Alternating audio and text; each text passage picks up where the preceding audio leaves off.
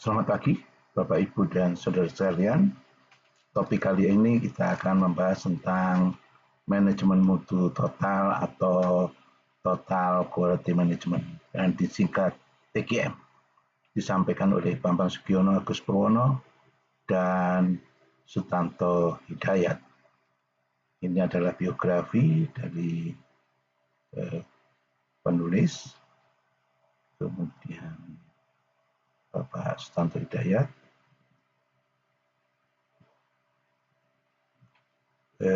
Capaian pembelajaran diharapkan setelah selesai mendengarkan atau membahas dengan seksama tentang TQM,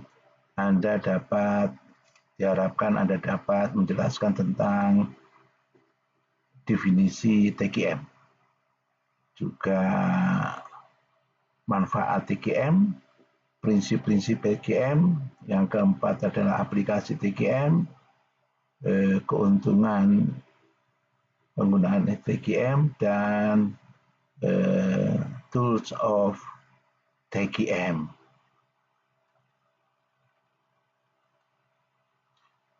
Beberapa definisi yang bisa kita bahas adalah ini. TQM adalah upaya menyeluruh organisasi untuk meningkatkan kualitas produk, barang, dan atau jasa berlaku untuk semua organisasi. TQM juga berkaitan dengan penekanan terhadap kualitas yang diharapkan dapat diterapkan pada organisasi dari supplier sampai pelanggan customer. Ada 3 hal yang perlu diperhatikan dalam definisi ini adalah total, artinya adalah membuat secara keseluruhan. Sedangkan kualitas adalah derajat keunggulan daripada produk, barang, dan atau jasa yang perlu dilengkapi.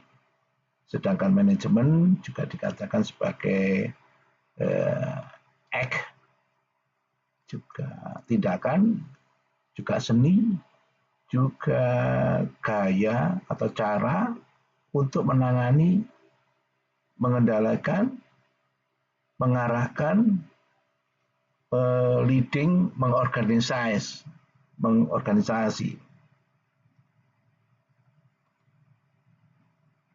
Dan ini adalah beberapa komponen dalam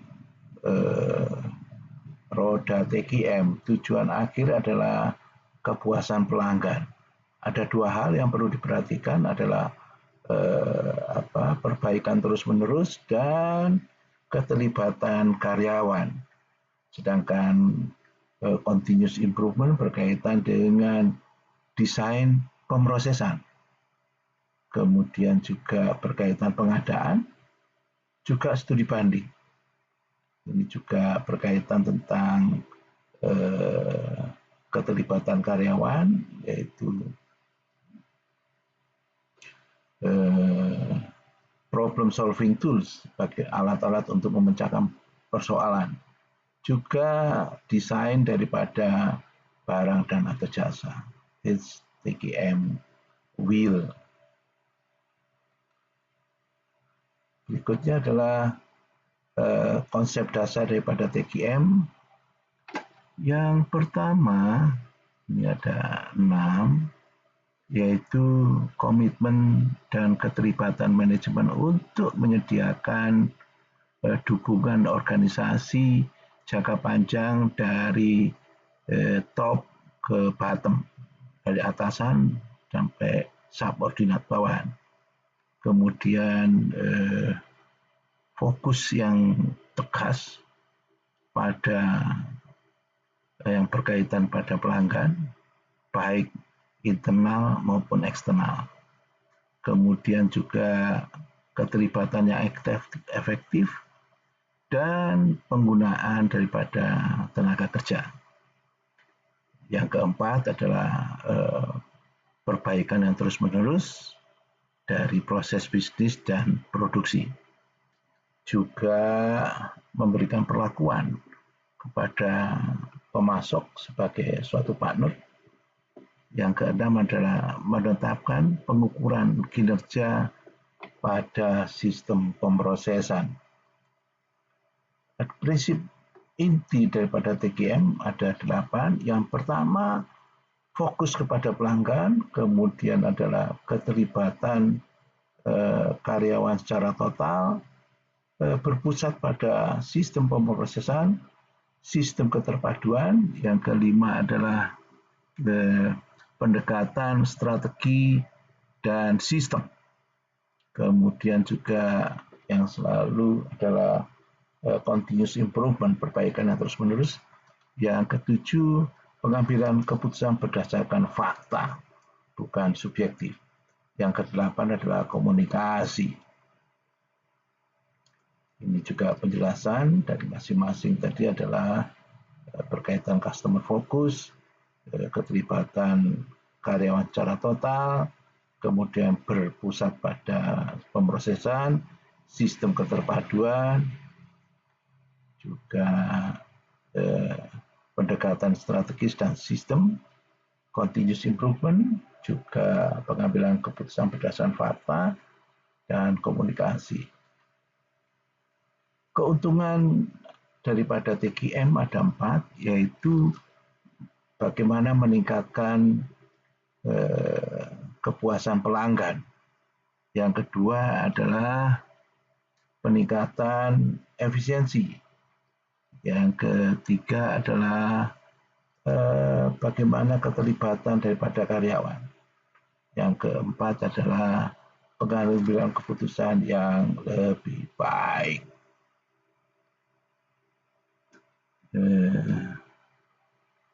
Baik, yang pertama peningkatan daripada customer satisfaction adalah melalui fokus pada kualitas organisasi,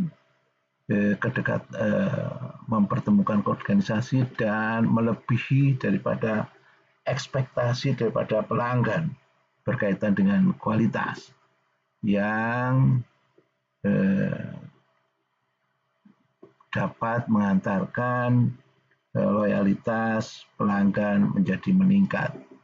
Kemudian peningkatan efisiensi, kemudian juga bagaimana proses mereduksi limbah dan meningkatkan produktivitas. Hasilnya adalah penghematan terhadap biaya. Berkaitan dengan keterlibatan karyawan adalah pemberdayaan dan keterlibatan di dalam proses pengambilan keputusan yang cenderung pada motivasi dan komit karyawan terhadap tujuan organisasi. Fact-based decision making mereduksi risiko dan meningkatkan serta pencapaian outcome yang diinginkan. Aplikasi TGM adalah TGM dapat diterapkan di berbagai industri, sektor manufaktur maupun sektor jasa untuk meningkatkan kualitas produk, barang dan jasa, layanan, dan proses operasional. Prinsip TGM adalah dapat diterapkan di banyak konteks dengan tujuan untuk mencapai kepuasan pelanggan, efisiensi operasional, dan keterlibatan karyawan yang lebih baik. Aplikasi TGM di bidang manufaktur, pendidikan, layanan, perbankan, sektor pemerintahan, dan pengecer. Kita lihat di sektor manufaktur, diharapkan TGM dapat Sangat populer karena fokus pada pengendalian proses produksi dan pengurangan cacat dari produk yang dihasilkan. Yang kedua adalah di bidang pendidikan adalah dapat diterapkan di sektor pendidikan dengan tujuan meningkatkan kualitas pengajaran, proses administrasi, dan kepuasan peserta didik. Di sini juga dilakukan evaluasi yang terus-menerus, peningkatan proses administrasi, dan pengembangan staf atau tenaga pendidik. Kemudian di layanan kesehatan diterapkan untuk meningkatkan kualitas layanan medis dan operasional rumah sakit atau klinik. Contohnya pengurangan kesalahan medis, peningkatan layanan pasien, serta pelatihan bagi tenaga medis yang terus-menerus. Di sektor perbankan digunakan untuk memastikan layanan keuangan yang konsisten dan berkualitas tinggi.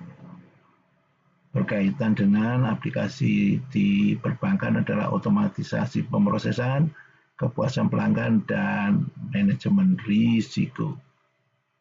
Di sektor pemerintahan, pemerintah juga menerapkan TKM untuk meningkatkan efisiensi pelayanan publik dan administrasi. Contohnya adalah electronic government. Jadi menerapkan sistem elektronik untuk mempersingkat pelayanan publik seperti pendaftaran atau pembayaran pajak. Kemudian audit kualitas internal, yaitu menggunakan audit internal untuk mengidentifikasi area perbaikan dalam prosedur birokrasi.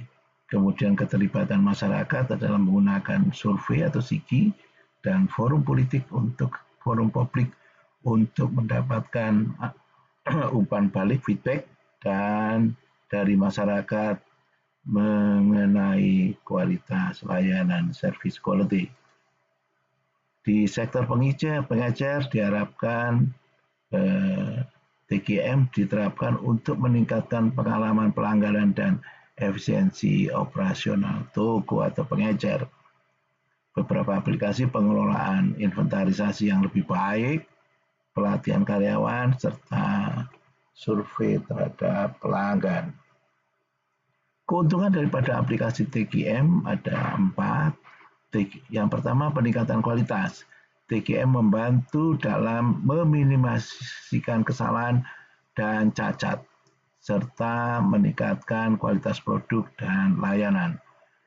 Yang kedua adalah keuntungan yang kedua adalah peningkatan kualitas pelanggan, fokus pada kebutuhan pelanggan, membantu meningkatkan loyalitas dan retensi.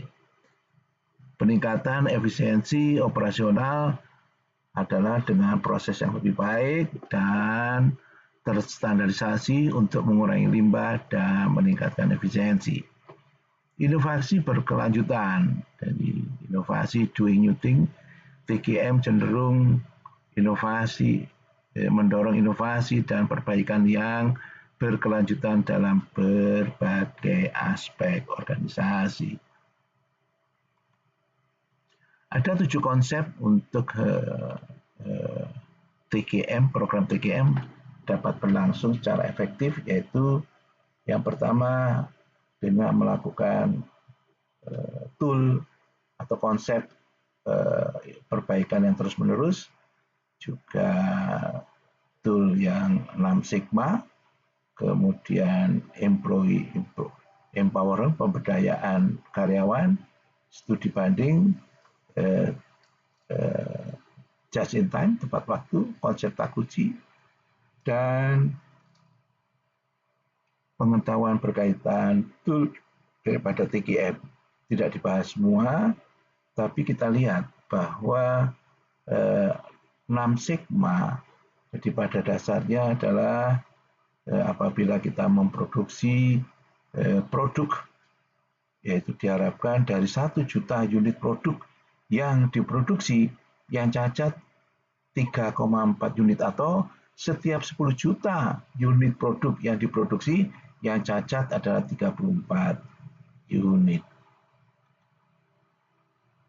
Istilah yang cukup populer pada Six Sigma adalah DMAIC, D-M-A-I-C, yaitu define, measure, pengukuran, kemudian menganalisis, perbaikan, dan pengendalian. Kita lihat di sini bagaimana siklus daripada DMAIC, yaitu define, measure, analysis, improve, dan control. Kita bisa lihat di sini terminologinya berkaitan dengan define dan seterusnya. Ini gambar pada distribusi normal bahwa 6 sigma, 6 standar deviasi itu yang ditolak, ya kan, adalah sekian, 99 ini. 99% adalah daerah penerimaan, 99,99966 ini di daerah penerimaan. Jadi ini 6 sigma yang dari 100% yang ditolak, yang diterima 99,99966%. Ini lihat, kalau kita menggunakan 3 sigma, maka yang cacat per 1 juta adalah 66,807, yang diterima 93,32. Kalau 4 sigma adalah yang cacat 6,1 unit per 1 juta unit. Sedangkan kalau 6 sigma adalah 3,4 unit yang per 1 juta, yang cacat 3,4 per 1 juta, atau yang diterima 99,99966%. Yang berikutnya adalah siklus daripada PDCA, Plan, Do, Check, Corrective Action. Ada plan siklusnya, ini juga continuous improvement, bisa juga dikatakan Deming cycle atau Schubert cycle. Jadi kita lihat bahwa plan siklus yang pertama adalah mengidentifikasi persoalan dan membuat satu rencana. Kemudian do adalah melakukan tes terhadap rencana yang dibuat, melakukan cek apakah rencana ini dapat bekerja dengan baik, kemudian action, laksanakan rencana tersebut dan dokumentasikan.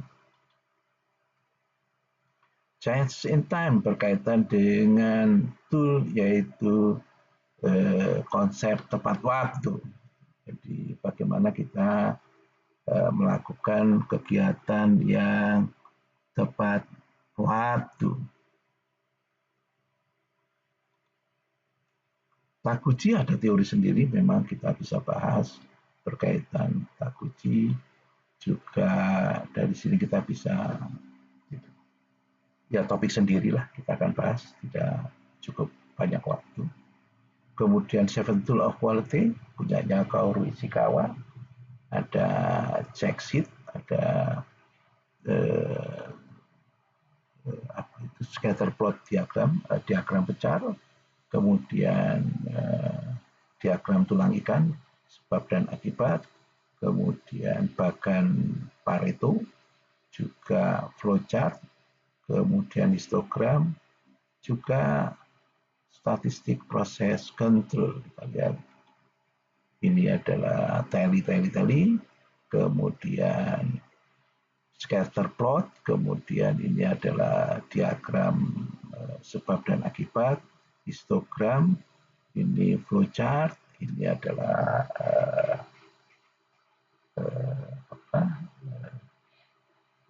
bar chart, juga statistik proses control. kita sudah membahas tentang definisi TQM, manfaat, prinsip-prinsip, aplikasi, keuntungan, dan tool of TQM. Anda bisa membuat atau menjelaskan dalam kehidupan sehari-hari atau penerapan tentang definisi, manfaat, prinsip, aplikasi, keuntungan, dan tool of TQM. Beberapa daftar pustaka, kemudian apabila ingin didiskusikan silakan kontak person Bambang Sugiono Agus Purono atau Sutanto Hidayat. Terima kasih atas perhatiannya. Sampai berjumpa lagi di topik yang lain. Selamat pagi.